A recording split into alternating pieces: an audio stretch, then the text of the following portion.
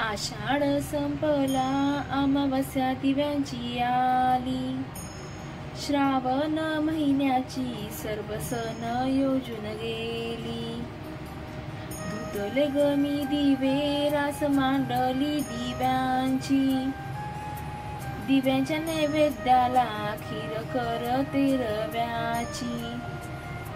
आली अमावस्या ग दिवे पुसे पदराने, प्रकाशित करूया घर आज आनंदाने। दीपक अमावस्या आली आषाढ सरून, धुतले ग मी दिवे गेले अंगण भरून। दीपक अमावस्या आली आनंद घेऊन, पूजिले ग मी दिवे खीर पोळीचे जेवण।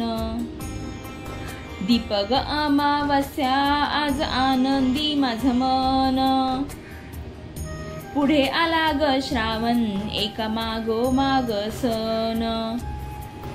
दीपक अमावस्या मी पूजती निरंजन, माझ्या ग अंगणात बाई तुळशी वृंदावन।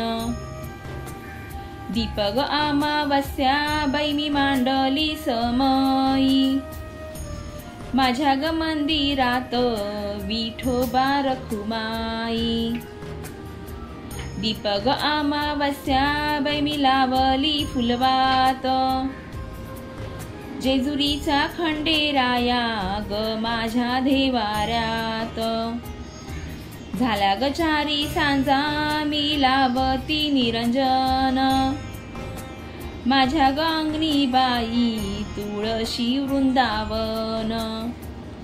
झाला ग चारी सांजा दिव लावती दारात, लक्ष्मी आज येती पाय टाकती घरात। आषाढी अमावस्या ही दिव्यांची अवस म्हणून साजरी केली जाते। आज दीप अमावस्या, या दिवशी घरातील सर्व दिवे स्वच्छ केले जातात। या दिव्यांची पूजा केली जाते। अंधारातून प्रकाशाकडे जाणे हे मानवाचे ध्येय आहे। दिव्याची छोटीशी ज्योत मोठ्या अंधकाराला दूर करत असते। त्याप्रमाणे एकदा का आत्मज्ञानाची ज्योत अंतःकरणात प्रकट झाली तर जीवनातील सर्व प्रकारचा अंधकार नाहीसा होऊन जात असतो। त्याचबरोबर आज कणकेचे देखील 5, 7, 11 दिवे बनवले जातात आणि त्या कणकेच्या दिव्यांनी आपल्या मुलांना ओवाळले जाते। मुलांच्या उज्ज्वल भविष्यासाठी आणि उदंड निरोगी आयुष्यासाठी देवाची प्रार्थना केली जाते। मुख्य दरवाजाच्या बाहेर कणकेचा 4 मुखी दिवा लावावा। शक्यतो करून सर्व दिव्यांसाठी मोहरीचे किंवा तिळाच्या तेलाचा वापर करावा। तसेच आजच्या दिवशी पितरांचे देखील तर्पण करायचे असते। नैऋत्य दिशेला म्हणजे साऊथ वेस्टला कणकेचा 4 मुखी दिवा लावावा।